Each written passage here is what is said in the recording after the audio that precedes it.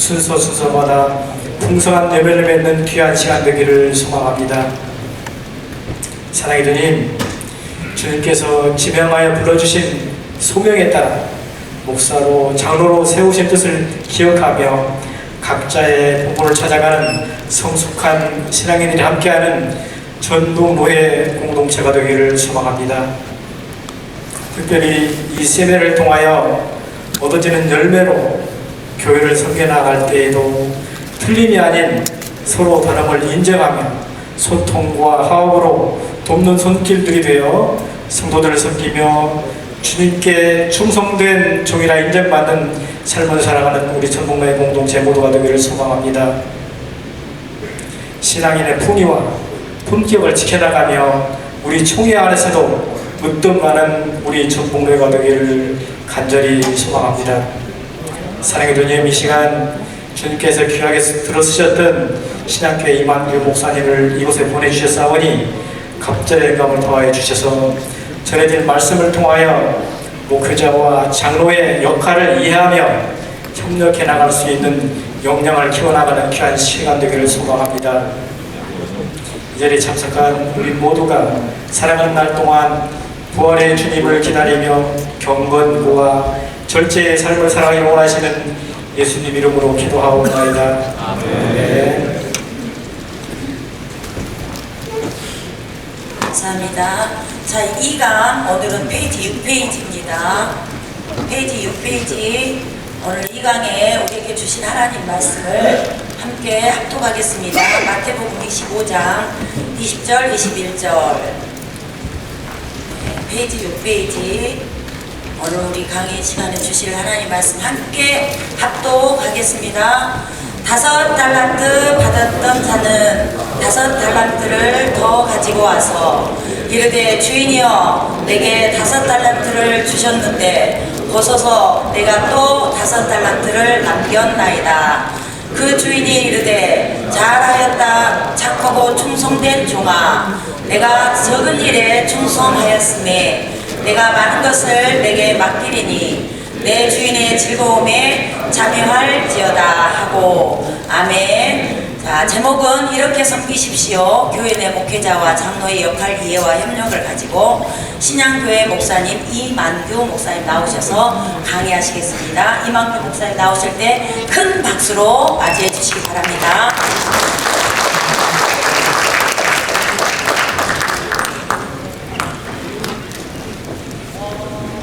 예, 감사합니다. 우리 한번 기도하겠습니다. 사랑의 아버지 하나님, 오늘 이 귀한 시간에 귀하신 종들 주께서 친히 택하여 세우셔서 교회를 세우게 하시는 목사님, 장로님들이 모인 귀한 자리에서 말씀을 나누게 하시니 감사합니다. 하나님 원합니다. 오늘 종의 입술을 주장해 주심으로 종이 하고 싶은 말씀이 아니라 종이 준비한 말씀이 아니라 하나님께서 오늘 여기서 하시기를 원하시는 하나님의 말씀을 표현할 수 있도록 종의 입술을 주장해 주시고 종을 통해서 영광 받아 주시기를 원합니다. 예수님의 이름으로 기도합니다. 아멘. 예, 감사합니다. 제가 우리 세미나 강사 요청을 받을 때 제가 아주 놀란 게 있습니다. 세미나 제목이 목사와 장로의 역량 강화를 위한 세미나. 이렇게 좋은 용어를 제가 처음으로 들었어요. 보통 다른 데서는 저도 뭐 전부 세미나 많이 다녀봤습니다만 다른 데서는 주로 목사 장로 세미나 이런 정도로 하거든요. 그런데 역량 강화를 위한 세미나 이 제목을 제가 들으면서 이 전북노예는 좀 다르다 그런 생각이 있습니다. 그리고 아주 부제도 참 재밌어요. 목사와 장로의 사역 역량을 강화하고 교회와 지역사회를 섬기는 건강한 동력관계를 세워가기 위한 목사 장로 세미나. 이 주제를 물론 노 회장님이 만들었겠지만은 탁월한 주제입니다.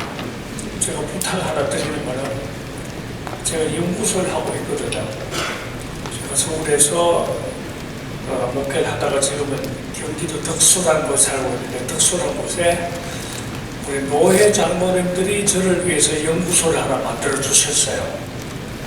그 연구소 이름이 한국목회사역연구소 하는 연구소인데 세계로 이제 공사회장하고 한샘가고 그 오너하고 동아교회 김영전 목사 이런 분들이 연구소 하나 세워주셨는데 저희들도 세미나를 자주 하는데요.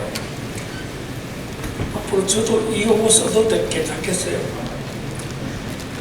저도 앞으로 세미나 할 때 역량 강화를 위한 세미나, 당회장 역량 강화를 위한 당회장 세미나, 또는 장모 역량 강화를 위한 세미나.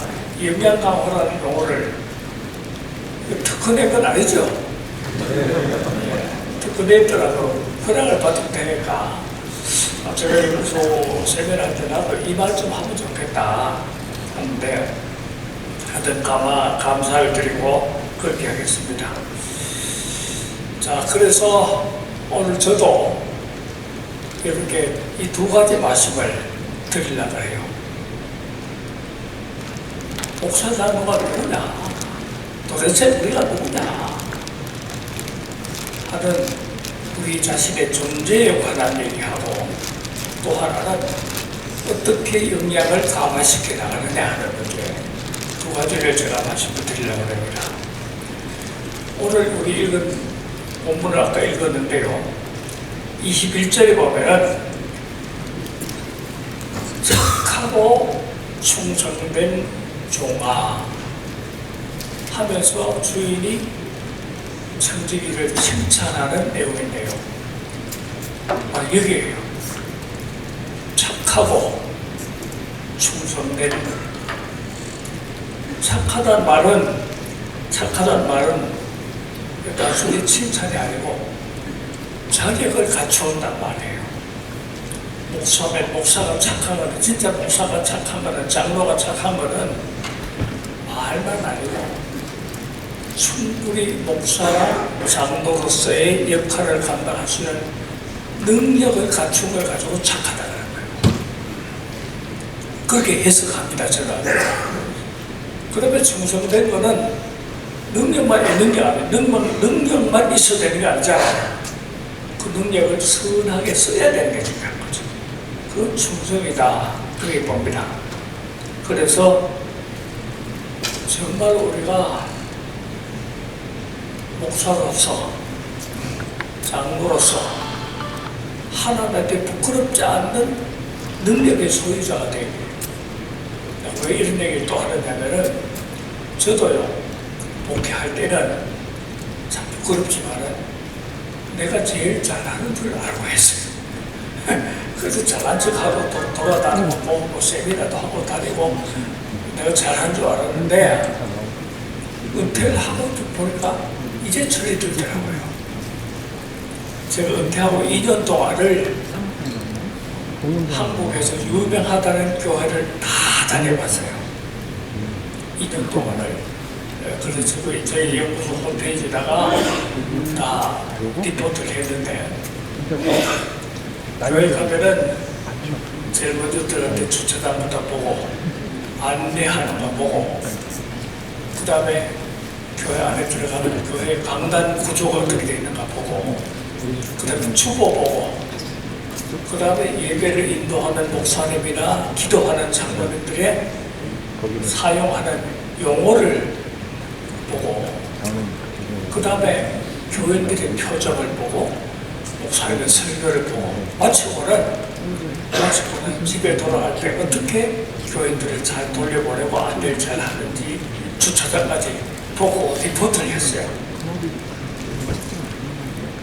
그래서 리포트를 다 하면서 느꼈던 게 첫째는 이야 나보다 더 잘하는구나 그런 생각을 했고요.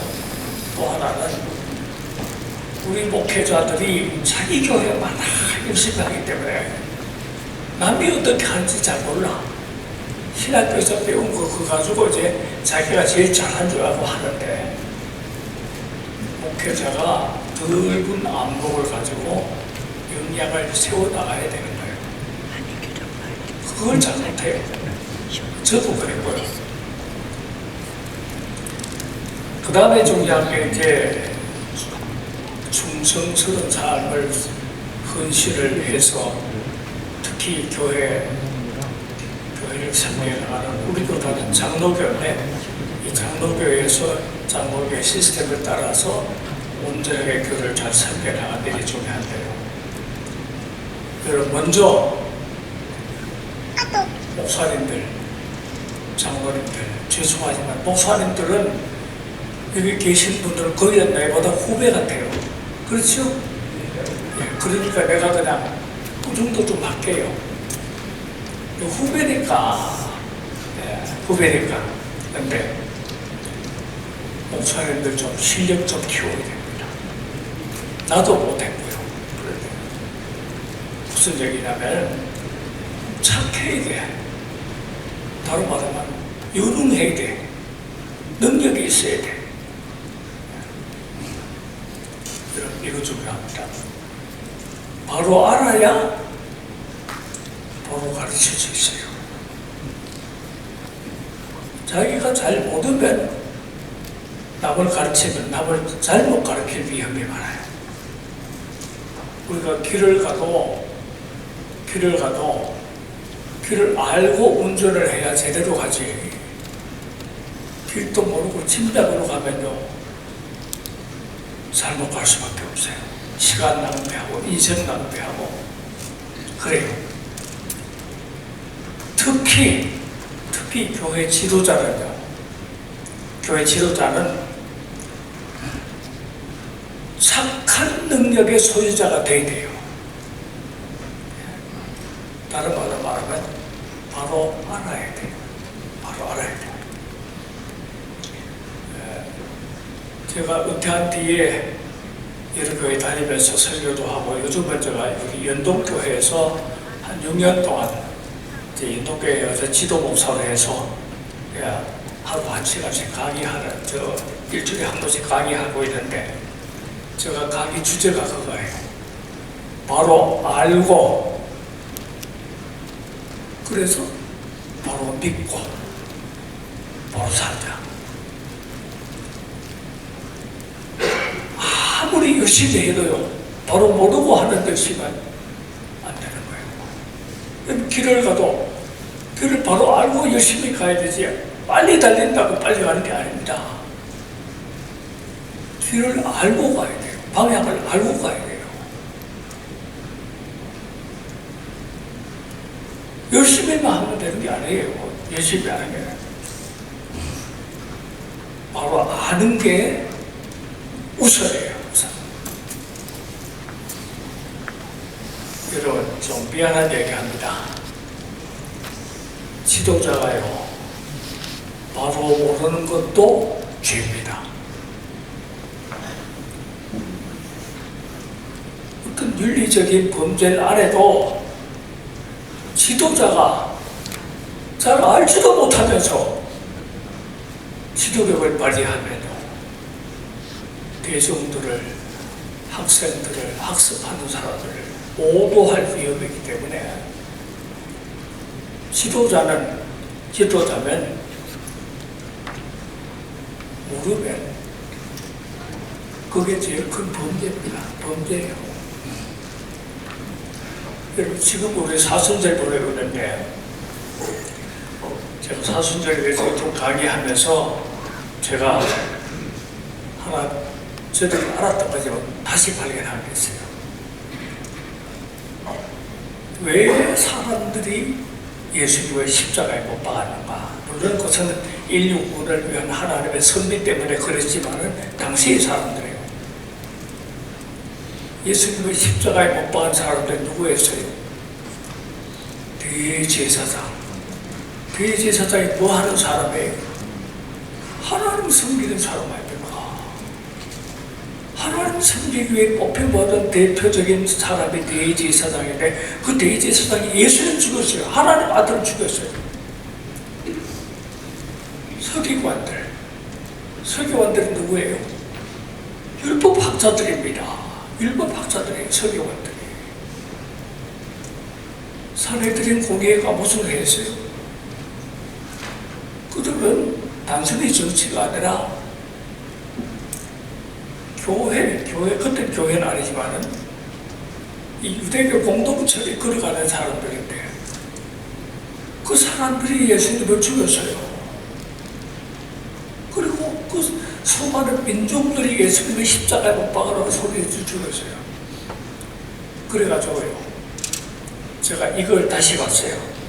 누가복음 23장 34절 보니까 예수님이 최후로 이 땅에서 최후로 기도하는 기도가 뭐냐면 아버지요 저들을 사하여 주옵소서. 그리고 하신 기도는 뭡니까? 자기들이 하는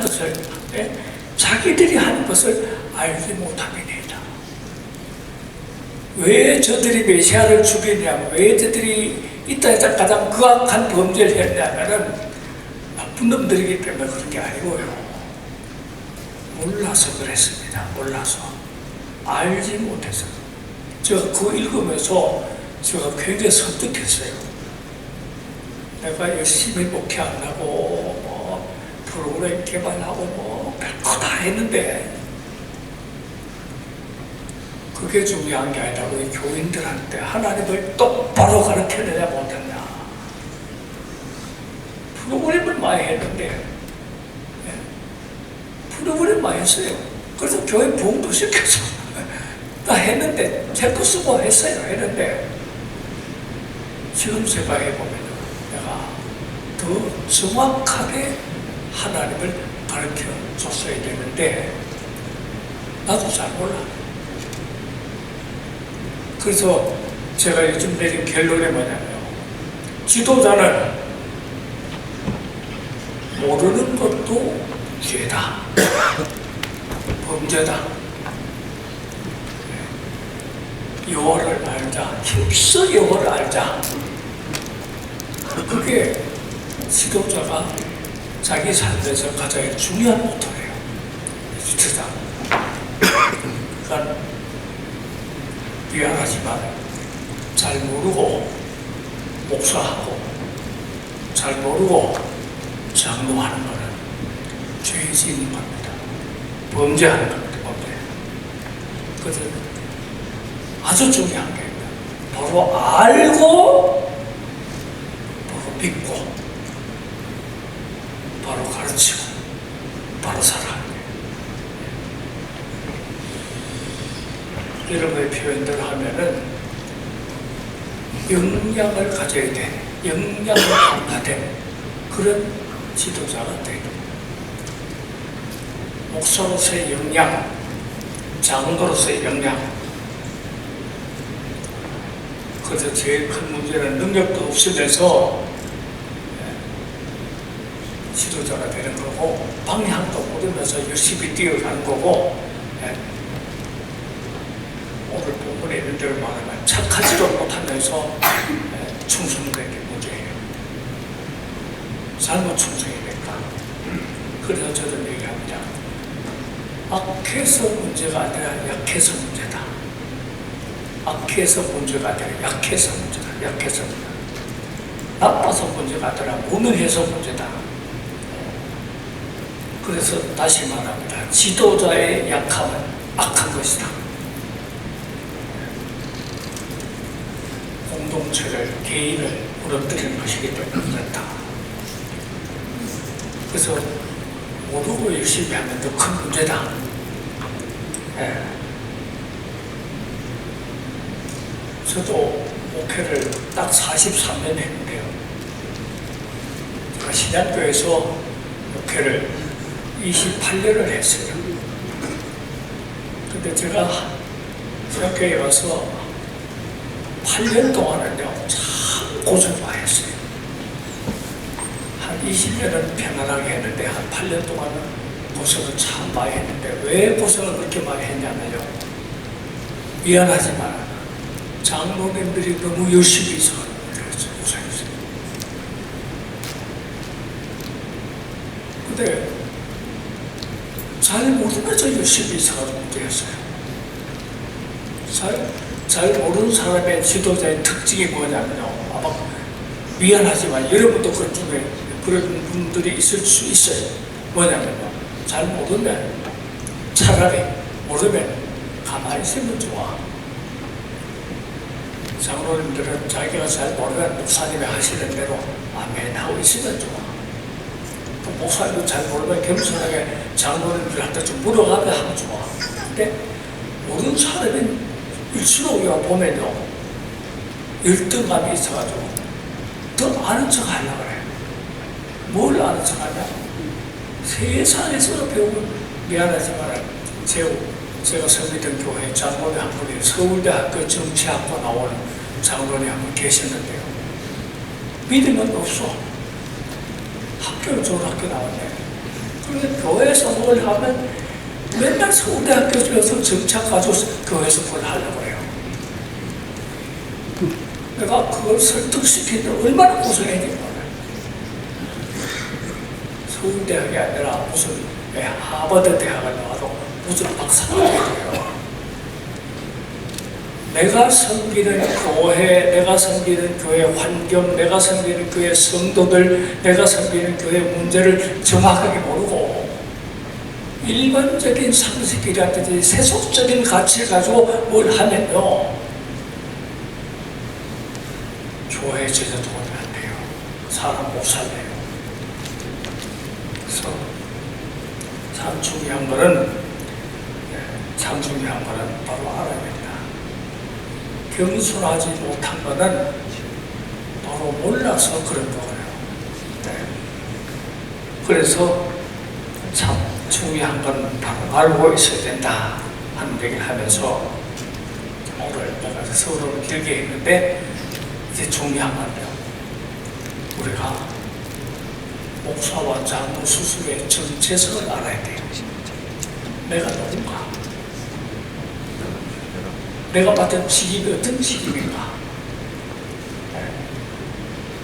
다른 말하면 하나님이 뭐 하라고 나를 목사 세우고 뭐 하라고 나를 장로 세웠는가? 먼저 우리 목사나 장로에 대한 기본적인 이해는요. 이걸 알아야 돼요. 목사나 장로는요. 신분이 아닙니다. 신분이 아니에요. 직무입니다. 직무. 나는 우리 교회에서 내가 장로니까 나는 너하고는 평생도 하고 신분이 달라 이 생각합니까? 아니에요. 교회 신분이 아니에요. 직책입니다. 직임입니다. 뭔 일을 하는가 하는 일을 맡은 거예요.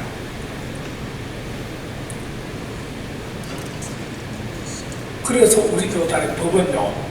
우리 교단의 법은 장로고 목사고요. 자기 혼자서는 아무것도 못하도록 제도적으로 되어 있어요. 우리 교단 법이요. 제가 이따 설명을 드리겠습니다만은 목사와 장로가 치리회를 통해서 교회를 이끌어가지만은 치리회가요. 목사도 장로도 개인적인 능력과 개인적인 신분으로 생각하는 집이 가져오는 교회에 이끌어갈 수 없도록 되어 있어요. 그러니까 아무리 담임 목사도 아무리 실무자로도 근본적으로 성경에서 그들이 말씀하는데 성경에서 우리를 얘기할 때 디모데전서 5장에 보면요 목사 장로에 대해서 얘기하는데 이런 얘기합니다.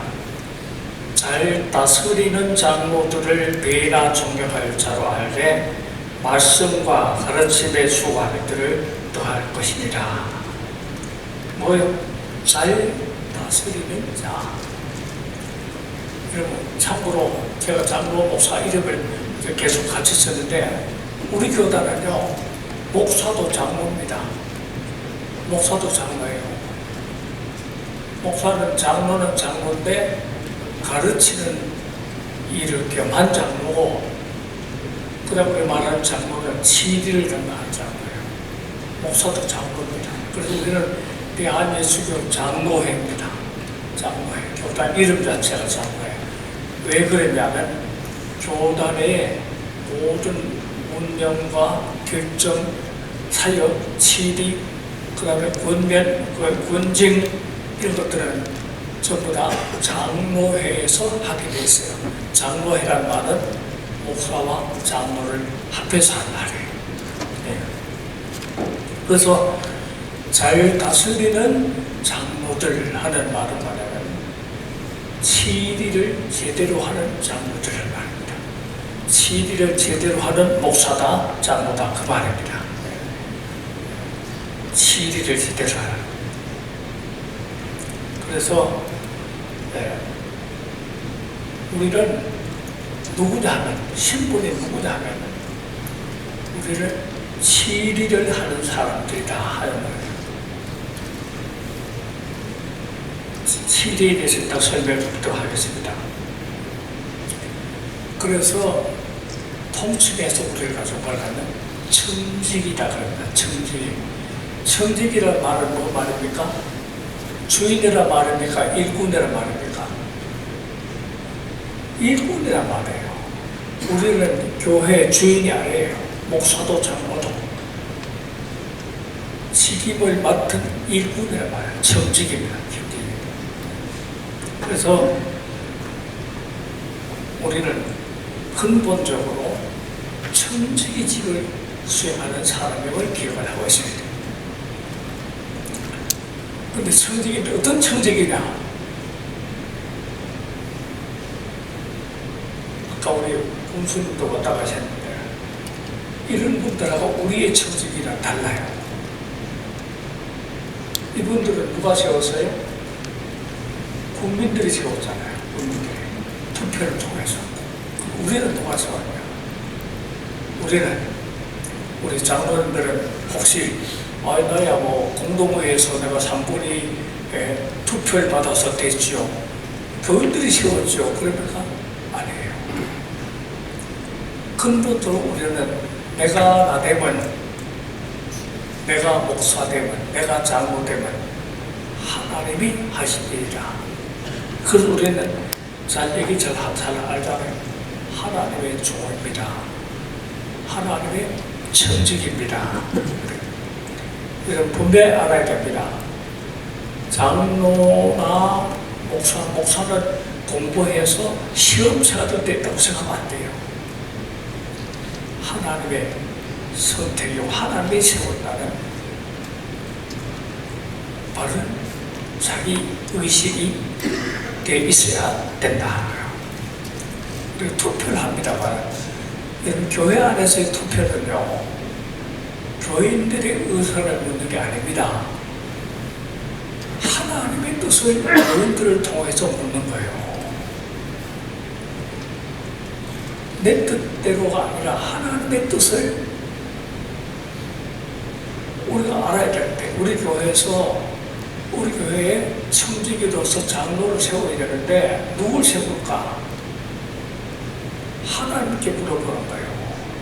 그런데 하나님께 물어보는데 하나님께서 우리 교인들을 통해서 하나님의 뜻을 물어보는 게 그게 투표예요. 교회 투표라는. 우리 각자의 생각이 아닙니다.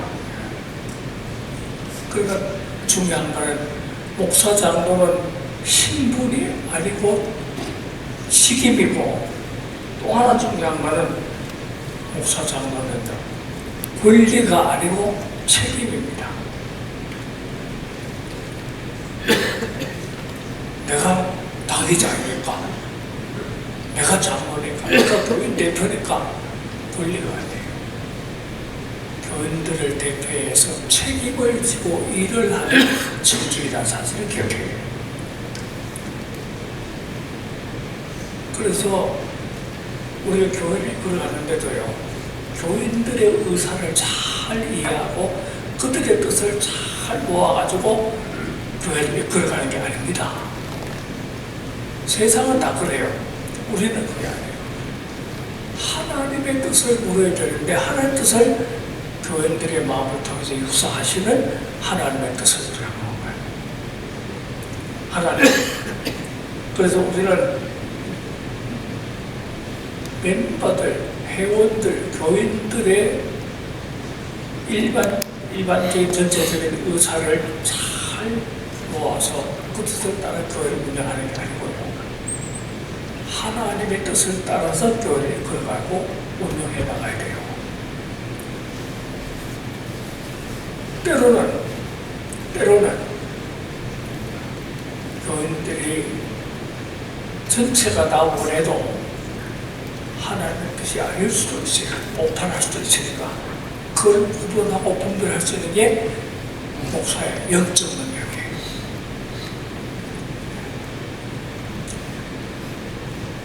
교회 직분은 위계 질서가 아닙니다. 수리 집사보다는 안수 집사가 높고, 안수 집사보다는 장로가 높고, 그래요? 아니, 그건 세상 가치가 아니에요. 세상 가치가. 아직도 수리 집사야? 아직도 안수 집사 못 땄어? 그런 사람들, 그런 얘기하는 사람 많이 들어봤어요. 아직도 장로 못 돼서. 그래서 교회에서 충성하고 열심히 봉사하면은 한계급이 올라가서 신분이 상승되는 걸로 오해하기 쉬운데 아니에요. 신분 상승이 아니에요. 다 같은 청직인데 맡은 직임이 다를 뿐이에요. 직임이 달라요. 하나님이 세워준 직분일 뿐이에요. 직분일 뿐이에요.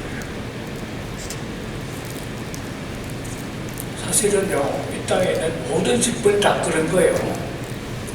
그래서 우리 성경에, 특히 구약 성경에 보면은, 구약 시대에는 왕을 세울 때, 제사장을 세울 때, 선지자를 세울 때, 어떻게 했어요? 투표했어요? 아니에요. 아니에요. 반드시 하나님의 뜻을 따라 기름 부음을 통해서 왕이나 제사장이나 선지자를 세웠어요. 기름 부음이라는 말은 뭡니까? 하나님의 임재와 하나님의 지명을 의미하는 거예요. 그래서 성서에서 성경에 나오는 모든 정치 윤리도 전부 다가 사실은요, 인간들의 의사를 종합해가지고 어느 특정한 사람에게 권리를 맡겼는지도 아니고요. 하나님의 뜻을 사람들을 통해서 혹은 예식을 통해서 어떤 방법을 통해서 하나님의 뜻을 세워나가는 게 그게 성경에 나오는 모든 직임을 세워나가는 방법이죠. 그래서 기름 부음을 받아야 된다는 얘기를 했던 겁니다. 자, 그래서 우리 이걸 알아요. 투표는 사람이 하죠. 결정은 하나님이 하신다. 자본의 그런 얘기 있잖아요. 자본 16장에 보면은 제비는 사람의 보거나 모든 일을 정하시기는 여호와께 은혜라. 그렇게 하죠.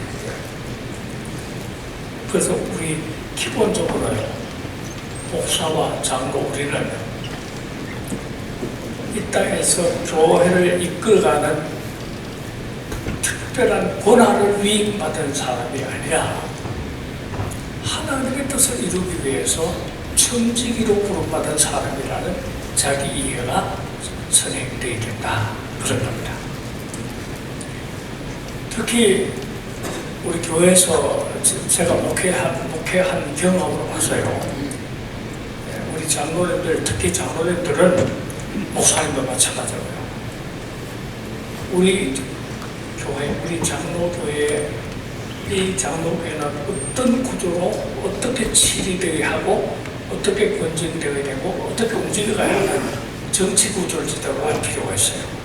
그걸 잘 모르기 때문에 오해를 하는데, 쉽게 얘기하면 장로교는 장로들이 운영을 책임지고 이끌어가는 교단이에요. 우리 교단은 장로 교단이에요. 아까 얘기했죠?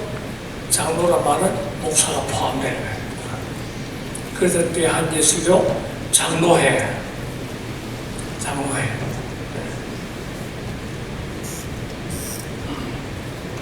장로 중에는 두 가지가 있다. 가르치는 일과 치리하는 일을 겸한 장로가 목사고, 치리를 담당한 장로가 장로다. 치리권과 이제 교육권, 그렇죠.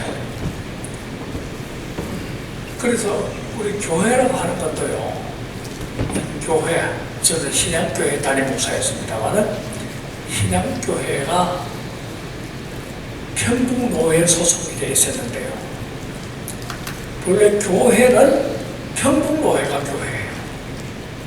신양교회는 평북노회에 속한 지교회예요. 그래서 교회는 원래 우리 교회 법적으로 보면요, 교회는 노회를 말하는 거예요. 개교회는 지교회예요. 교회, 지교회. 그래서 교회 목사도 노회가 위임해서 맡겨요. 나는 신양교회 목사였는데 평북노회에서 나를 신양교회에 위임해서 나한테 목회를 맡겨서 내가 목회를 했거든요. 이런 위임하는 것은 교회가 하는 게 아닙니다. 노회가 하는 겁니다. 우리 이런 것들은 똑바로 아는 게 좋아요. 다 무슨 위임 투표도 교회에서 하고 행사도 교회에서 하지만은 이 시기의 진례는 노회가 해야 돼요. 노회장이 와서 해야 돼요. 왜냐하면은 교회는 근본적으로 교회는 노회이기 때문에. 그래서 위 목사의 말은 노회가 일반 목사를 신양교회에 목회하라고 나한테 위임했다. 그 노회가 주일이 노회, 노회 본부가 노회, 총회는 협의위원고, 교회는 지교회고.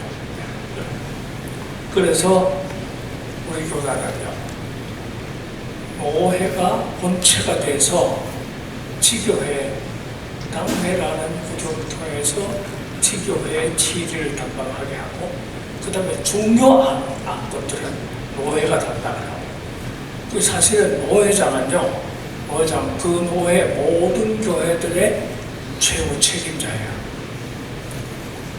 그리고 그런 일들을 협의해서 하기 위해서 정책적인 문제를 총회는 노회에서 총회는 상회고 교회는 지교회. 이게 우리 교단의 정치 구조입니다.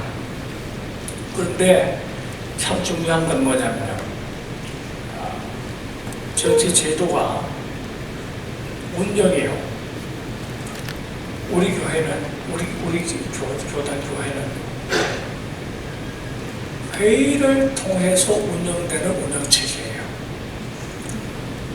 회의를 통해서 운영. 가톨릭 같은 교회는 어떻게 운영됩니까? 교황이 주교를 임명해서 주교가 교구 목사를 신부를 임명하고, 그렇게 해서 모든 교회 운영의 최고 책임자는 교황인데요. 지금도 감독제도가 있는 감리교도 그런 식이죠. 사실 현재 성호회도 그렇고. 근데 우리는요, 이게 중요한 건데, 우리 교단은 책임 있는 어떤 사람이 운영하는 교단이 아닙니다. 총회장도, 노회장도, 당회장도 모든 치리와 모든 권증은 회의를 통해서 하게 돼 있어요. 회의를 통해서, 멤버를 통해서. 그래서 총회, 노회, 당회 하는 말이 바로 그 회의 체계에 따라서 이끌어갑니다. 근데 개교회는 그걸 어떻게 해요? 개교회는 당회 당회가 책임을 지고 이끌어가는 거예요. 여러분, 우리 다 목사 장로 모여 계십니다만, 여러분요,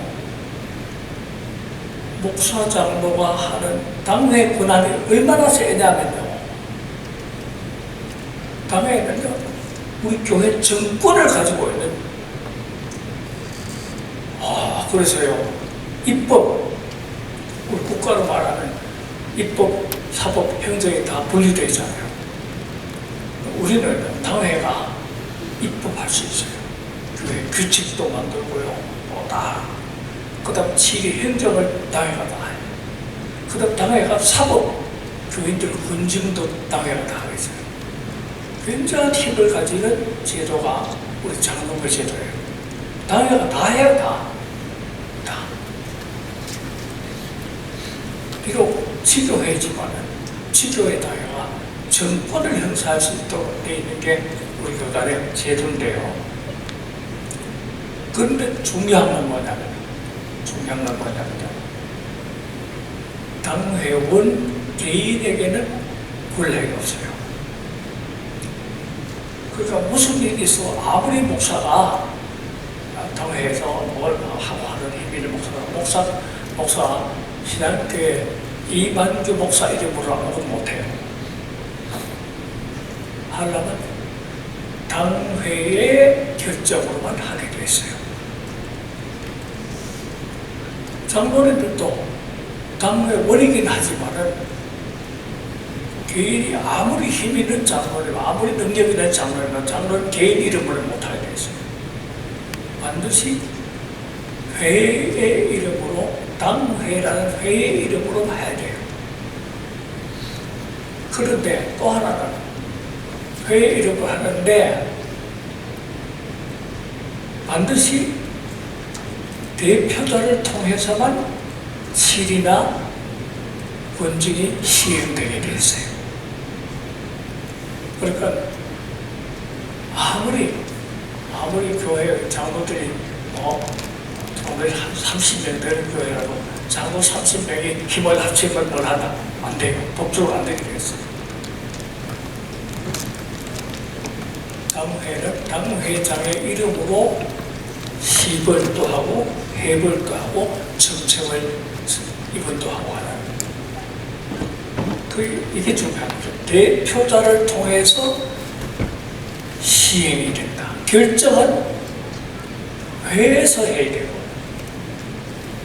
아무리 목사가 똑똑해도요, 목사가 자기 못해 당회 이름으로 해야 돼. 그리고 했던 걸 시행할 때는 누구냐? 대표자의 이름으로 해야 돼. 대표자가 해야 돼. 다른 그냥 당회라고 내가 당회 서기 때 하는 게 아니에요. 대표성을 가진다. 그래서 회의를 통해서 의사가 결정이 돼야 되고, 대표자를 통해서 시행되는 제도가 우리 교단의 제도입니다. 그래서 대의정치 제도인 동시에 그러나 대표성을 가진 사람을 통해서 집행이 되는 그런 교단이고 한 거다. 중요한 거죠. 그래서 우리 목사 장로가 얼마나 중요하냐, 그런 것들을 우리 여기서 보게 돼요. 그래서 목사 장로의 능력이, 목사 장로의 영향이 너무 중요한 거예요. 한 교회의 운명을 결정하는데요, 물론 하나님이 하시지만 당회가 다 할 수 있어요.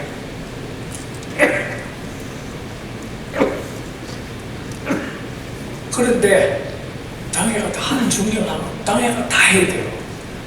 땅을 사든지 땅을 파든지 교회를 짓든지 무슨 누구를 임명을 하든지 목사님 뭘 하든지 하든지 다 당회가 하는데, 그런데 당회원 개인에게는 아무런 권리가 없어요. 반드시 대표자를 통해서만 집행하게 되는 게 우리 교단의 제도다. 그래서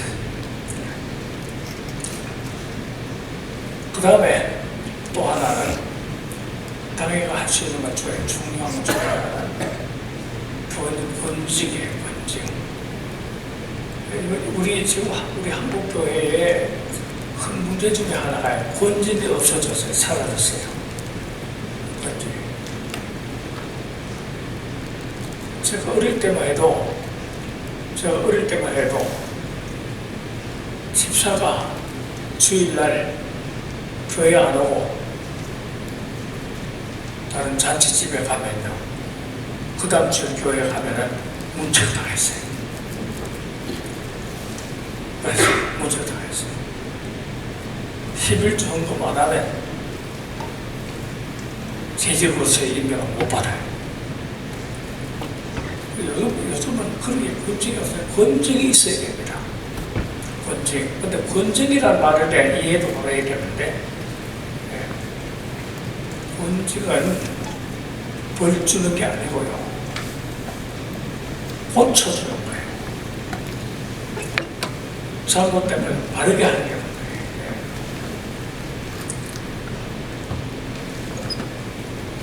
우리 교회 당에서 하시는 것 중에 제일 큰 일이 바로 치리와 권징이거든요. 치리와 권징. 치리 권징인데, 아까 얘기했습니다. 치리가 뭐냐? 치리는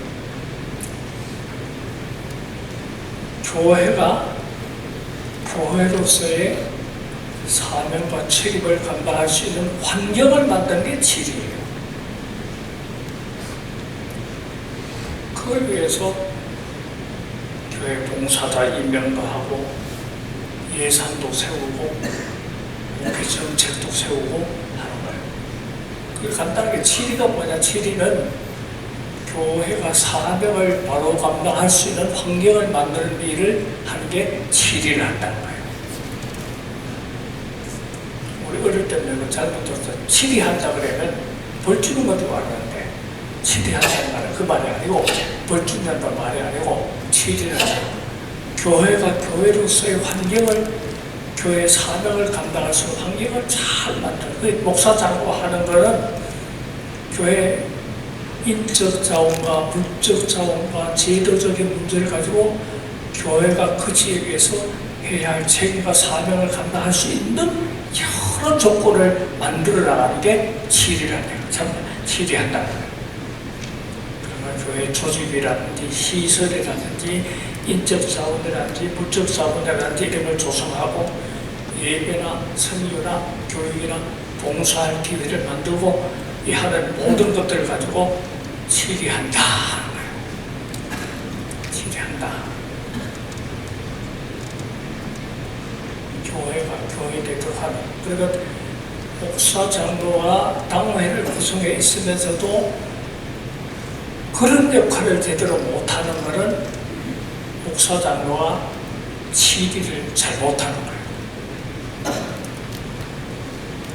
어느 교회든지 목사가 되고 장로가 되고 당회가 구성됐단 말은 그 교회가 있는 그 동네에서 그 교회의 존재 방법을 바로 알고 인적 자원을 다 동원해서 교회를 조직하고 물적 자원을 동원해서 설교하고 그 다음에 모든 할 수 있는 능력을 가지고 봉사하고 하는 이 모든 것들을 잘 조정해 나가는 일을 가지고 치리한다고 하고, 그게 목사장로의 가장 중요한 사명 중에 하나예요. 그 위에서 장로가 있고 목사가 있는 거거든요. 그거 못하면 의미가 없는 거죠. 그래서 치리한다는 말은 목사나 장로의 자기 가치를 실현하는 것이 아니고 교회로서의 책임과 사명을 잘 이루어 나가도록 하는 일이 치리예요. 그게 목사가 장로가 하시는 첫 번째 사명이다 합니다. 물론 치리는 하나님의 뜻이 우선되어야 된다고 전제하고요. 그래서 우리 교단의 법이요, 당회나 모회를 총회를 가지고 뭐라고 일반적으로 뭐라고 하냐면 치리회라 그래요. 들어보셨죠? 치리회.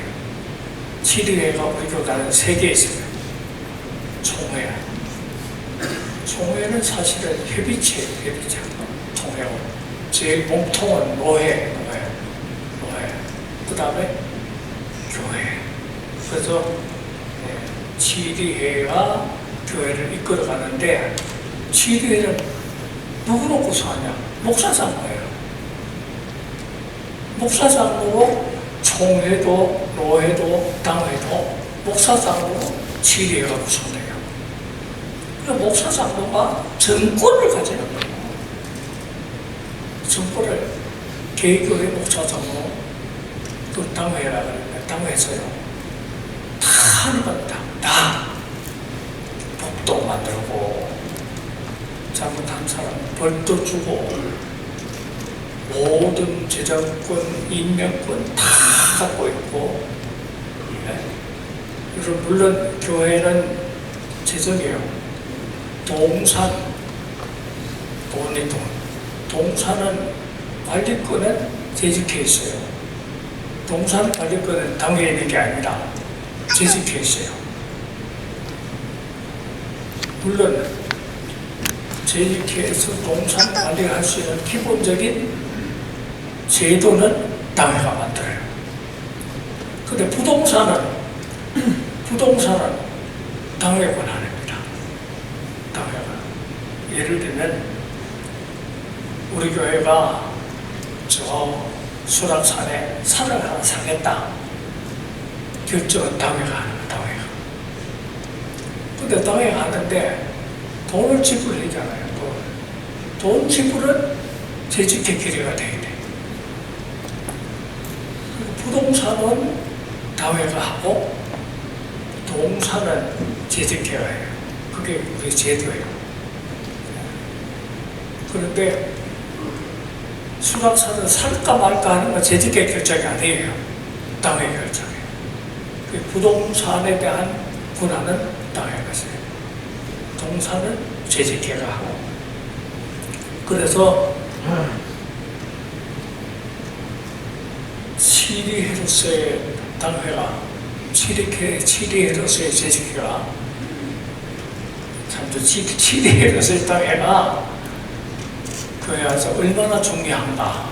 그러니까 우리 목사장로님들이요, 그냥 내가 뭐 나이가 40이 넘었고 교회 나온 지 7년 이상 됐고 교회들이 사건이 일어나는 동에서 내가 장로가 됐으니까 됐다.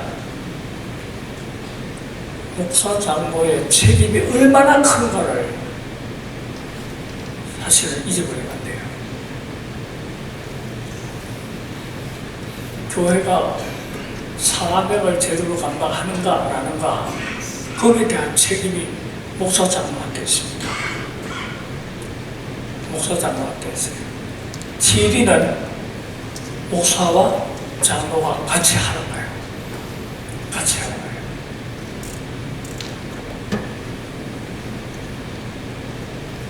그럼에도 불구하고 장로나 목사의 개인의 생각으로는 아무것도 안 돼요.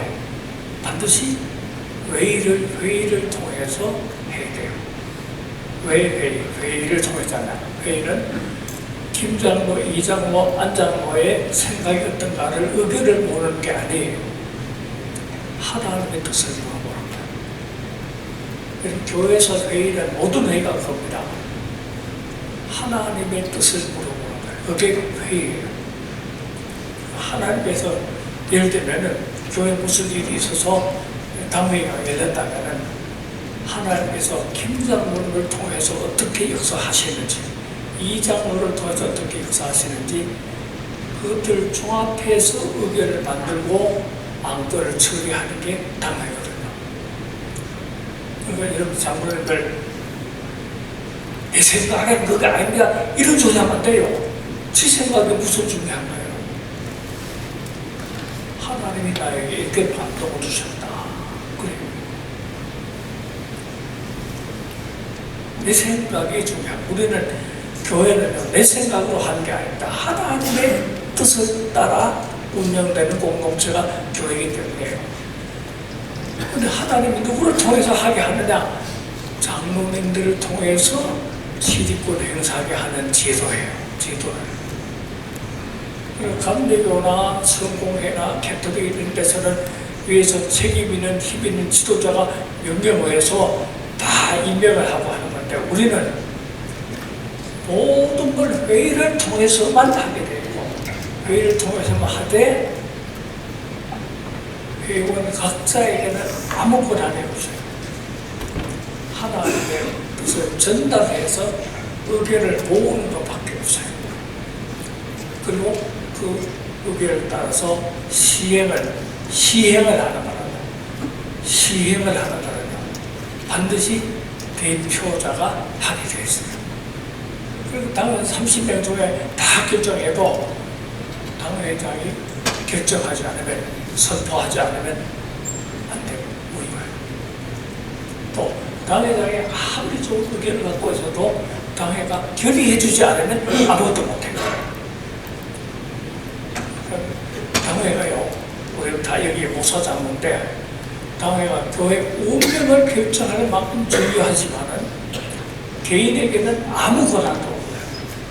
당회라는 회의를 통해서만 결정하고 시행할 수 있는데, 또 하나가 더 중요한 것은 시행은 대표자로 하여금 하게 한다. 그래서 우리 요단의 법에는요, 대표자에 대한, 대표자가 주로 당회장이고 부회장이고 총회장인데, 대표자에 대해서는 굉장한 보장을 하고 있어요. 왜냐하면 대표자가 흔들림 없이 자기 일을 잘 감당할 수 있도록 하기 위해서. 그래서 아무리 교인이 장로들이 많아도요, 목사 없이는 당회를 못해요. 대리장의 당회장은, 대리당회장하고 임시당회장 아시죠? 네. 대리당회장은 당회장이 있는데, 당회장 개인 자기 문제라든지 요구를 인해서 당회장의 회의를 못할 때는 대리로 자기 노예 안에 있는 목사 중에서, 그거는 신부 목사뿐 아니고 은퇴 목사 괜찮아요. 중에서 모셔서 대리 당회장을 세워가줘요. 그러니까 대리로 은퇴한 목사를 데리고 오더라도 대리 당회장이 있어야 회의를 해요. 장로가 50명이 있고 해도 당회장 없이는 회의를 못하게 됐어요. 반드시 대리 당회장을 데려오든지, 목사가 유고가 있어서 목사가 없을 경우에는 노회가 보내주는 임시당회장이 와서 하든지, 당회장 없이는 못해요. 그런데 당회장도 자기 이름으로는 아무것도 못해요. 당회 회의를 통해서 하는데요. 그래서 어느 교회든지요, 당회를 구성하고 회의를 하는 동안에 있어서 목사가 당회원이 없으면 당회장관이 당회원이 없으면 목사가 그 교회 통전적으로 교회를 걸어갈 수 없어요. 그래서 당회장이 없는 교회 목사를 뭐라 그러냐면요, 임시 목사라 하는 거예요. 지금은 우리 법이 바뀌었어요. 임시 목사를 이름만 바뀌어, 이름만. 기능은 똑같아요. 지금 법이 어떻게 바뀌었냐면은 단임 목사로 이름이 바뀌었었어요. 단임 목사로. 그 전에는 몇 년 전만 해도 우리 교단의 목사 칭호가 임시 목사, 단임 목사 그랬어요. 근데 요즘 바뀌어서 단임 목사, 위 목사 그렇게 됐는데, 이거는 좀 그래요. 왜 그렇게 바뀌었냐면은 목사님이 교통사고가 났는데 보상을 받아야 되는데 보니까 임시 목사야. 이게 임시 목사니까 보상을 임시로밖에 못 받아. 그래서 안 되겠다 해서 목사를 좀 신분을 보장해 주자 해서 법을 바뀌었는데 내가 볼 때는 담임 목사를 말이 제일 좋아요. 그렇죠? 위임 목사를 말보다는 담임 목사를 말이 더 좋아. 그런데 지금은 담임 목사는 임시 목사를 말하는 거고 위임 목사래야 예전에 담임 목사직인데 어떤 하간에 목사도 시무장로가 2명이 안 되면 교회가 아무리 커도 목사도 그 교회를 담임 목사가 아니에요. 위임 목사가 아니에요. 못해요. 반드시 장로가 있어야 치리를 하게 됐어요. 장로 없이는 치리를 못해요. 그래서 우리 법에도 시골교회 장로 없는 교회 어떻게 하냐? 꼭 중요한 데 있으면 연합당회를 만든다든지 하게 돼 있어요. 다른 교회 장로를 꼭 와서 데리고 와서 하라는 거예요. 그게 우리 교단의 중요한 거다. 그래서 치리의 권한은 당회가 있고 개인에게는 목사나 장로도 개인에게 있는 게 아니라 당회에 있고 그 시행은 당회장을 통해서 시행되는 게 우리 교단의 법이다. 왜 그러냐?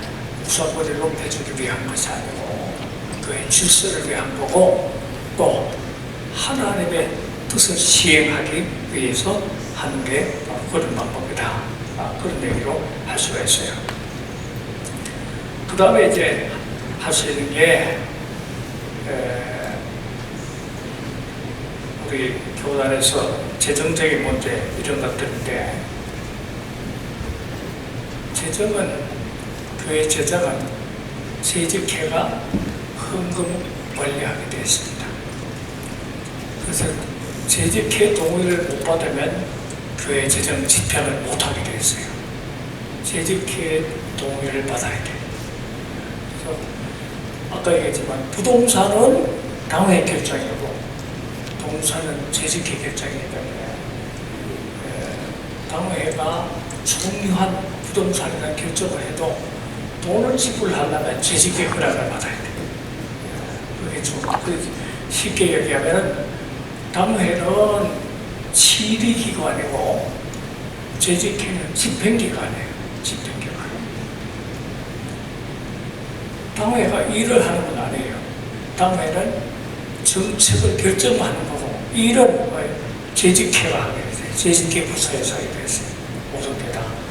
그러면 결정은 당회가 하고 시행은 재직회가 한다. 재직들이 한다. 물론 이제 우리나라도 우리 교단도 재직회를 재직회를 구성하는 요소를 조금 바꾸기도 했습니다만 집사도 이제는 안수집사, 서리집사, 전에는 이것도 이름이 바뀌었잖아요. 전에는 안수집사, 서리집사 그렇게 얘기했는데 이제는 바뀌어서 안수집사하고 서리집사를 많이 뺐어요. 그냥 집사예요. 집사가 있고 안수집사가 있고 이런 식으로 해서 그런 예도는 중요한 게 아니고 법 정신이 중요한 건데 정신은 교회 일은 재직회, 정책은 당회, 시리는 당회, 집행은 재직회. 이게 우리 교단이 운영해 나가는 방법이거든요. 그게 헷갈리지 않고 잘 해내려고 했는데 중요한 건 당회가 중요한 겁니다. 당회 원들이 참 중요한데 이거는 그냥 중요한 게 아니라 교회의 운명을 결정하는 정도의 중요한 거기 때문에 제가 많이 다녀보고 또 해보려고 해요. 당회가 제대로 되면요 교회는 제대로 되게 되어 있어요. 당회만 제대로 되면 저도 목회를 신앙교회 28년 하면서 한 8년 동안은 참 많이 헤매는데 당회가 안정이 되니까 교회가 부흥이 되더라고요. 당회가 안정되니까 교회 부흥이 됐어요. 그건 내가 신기하게 느낀 거예요. 저는 신학교 갈 때 속아서 갔거든요. 교인이 700명이고 빚이 7억이 있다고 그랬는데 가보니까 교인은 170명밖에 안 되고 빚은 14억이에요. 그러면서 교회가 얼마나 어렵고 불안하고 18년 된 목사님을 쫓아내고 하여튼 그런 문제였는데, 그래서 제가 가서 18년 된 목사님을 모셔와서 이름만 모셔가지고 목회자가 하면서, 그래서 그분 위 목사, 그분 원로 목사 만들어드리고 제가 위 목사가 되는데, 위 목사 되고 그걸 정리하고 나니까요, 교인들이요, 빚 갚아야 되니까 빚 갚을 교인들이 몰려들어오는데요, 한 주일에 70명, 80명 오는 거예요. 2년 만에 14억 빚 다 갚았어요. 교인들이 2년 만에 1,500명 올라가고, 그때 내가 느낀 게 바로 그거예요.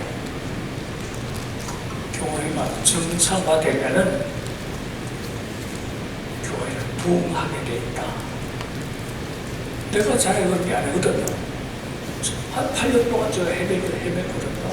그런데 교회가 정상화되고 나니까 제가 제도를 다 바꿨죠. 8년 동안 하면서 그냥 나가신 목사님, 원로 목사님 만들고 내가 위 목사 되고, 그 다음에 시스템 바꾸고, 제가 그때 만든 책을 쓰겠어요. 사람을 살리고 사람을 세우는 목회하는 책인데, 그 책을 하나 만들었는데 그 책대로 다 안정이 될까요? 한 주일에 80명 오는 거예요. 한 주일에. 그러니까 2년 만에 빚 다 갚았잖아요. 사택 2개 사고.